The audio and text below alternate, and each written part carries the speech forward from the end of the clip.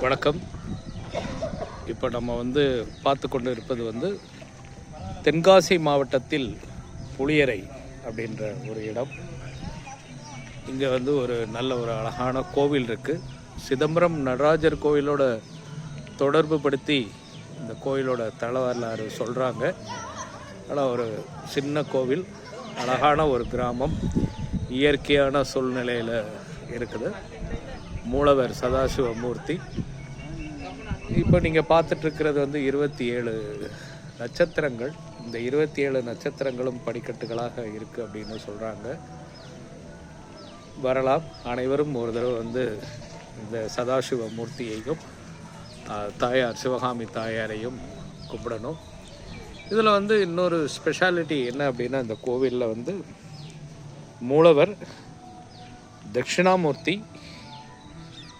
நந்தி, ராஜகோபுரம் வாசல், இந்த நாலுமே ஒரே நேர்கோட்டில் இருக்குது.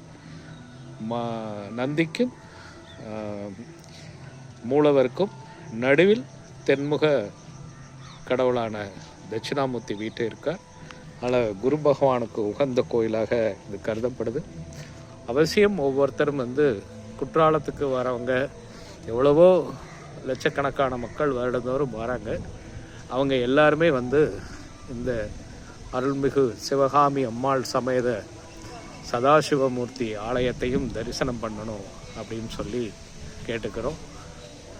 ஒரு வரலாற்று புராண சிறப்பு பெற்ற ஆலயத்தை இன்று உங்களோடு பகிர்ந்து கொள்வதில் ஸ்ரீபு கலாச்சார மையம் மிகவும் மனமகிழ்ச்சி கொள்கின்றது.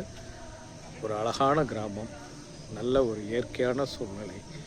அவசியம் எல்லாரும் இதே மாதிரி கிராமங்களில் உள்ள கோயில்களுக்கு போய் தரிசனம் பண்ணிட்டு வாங்க.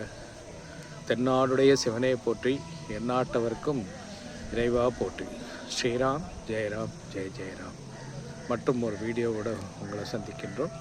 ஸ்ரீபு கலாச்சார மையம்.